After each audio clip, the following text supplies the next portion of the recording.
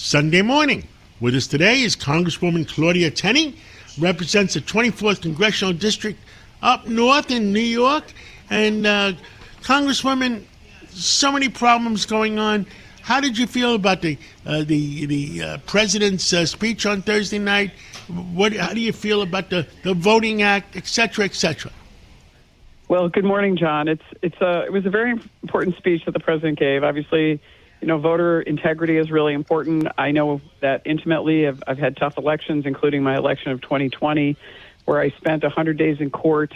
I was winning by 28,422 votes and ended up only winning by 109 and didn't get sworn into Congress until February of 2021. It was kind of a crazy situation.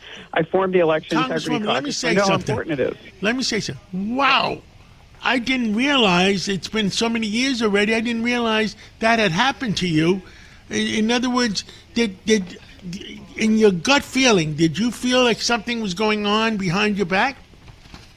Of course.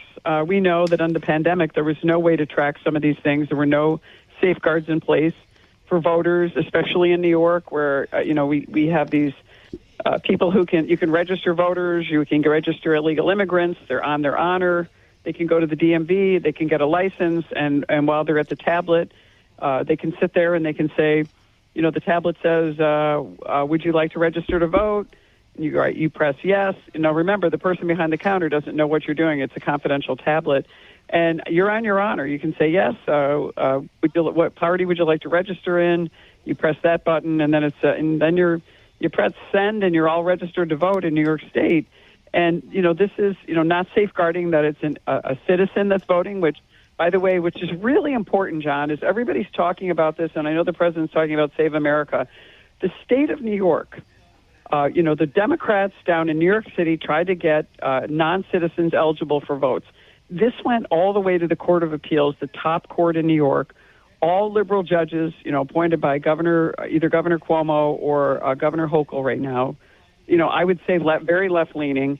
They determined in the Court of Appeals, the highest state court, the highest court in the state of New York, one of the most important courts in the nation, said only citizens can vote in our election based on our state law, our state constitution, and our federal law. So that is really important for people to know. From the Democrats say, we don't want, to have any kind of proof that citizens vote, and we don't need to have ID. The Court of Appeals says that. A left-leaning Court of Appeals says that.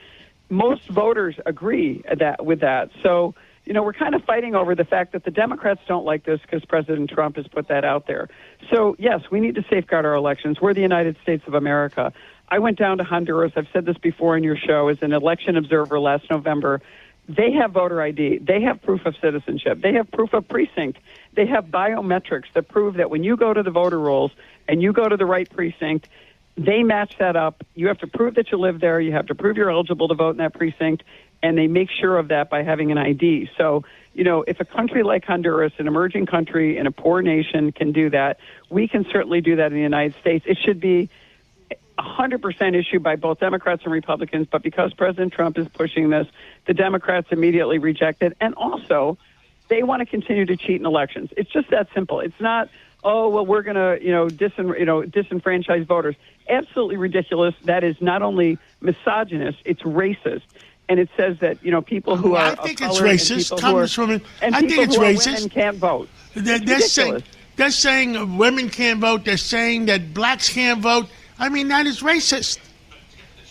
Absolutely. And I'm saying that women who can't vote because they've got to get an ID, because they've been married and maybe they had to change their name. I was born Claudia Tenney. I became Claudia Cleary. When I got divorced, I went back to my maiden name. I had to carry my divorce decree around with me for years to prove that I was indeed Claudia Tenney and it matched my birth certificate. Anybody can do that. Every woman is capable of doing that. This is absurd. But this is an important point. President Trump wanted to show that there is a possibility, especially when you deal with electronic voting machines and you don't have safeguards in place, that there can be foreign interference in our elections. He highlighted the fact that the Chinese were creating fake, licenses and shipping them to the United States.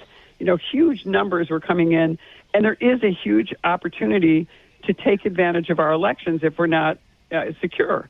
And I think it's important. I would have loved to have seen someone from the Department of Justice, say Harmeet Dillon, deliver that message to America. Maybe you have President Trump hand that off to her because she's fighting this fight and she's an amazing advocate. It would have been really important to see someone in law enforcement there with Harmeet Dillon to show that this is a serious issue and this is something that law enforcement is taking seriously and doing. I would have loved to have seen that. The president, didn't do that, but maybe next time we'll get Harmeet or some of these other key players to show that it's important. And by the way, this is important for administration of elections for each state and each local government.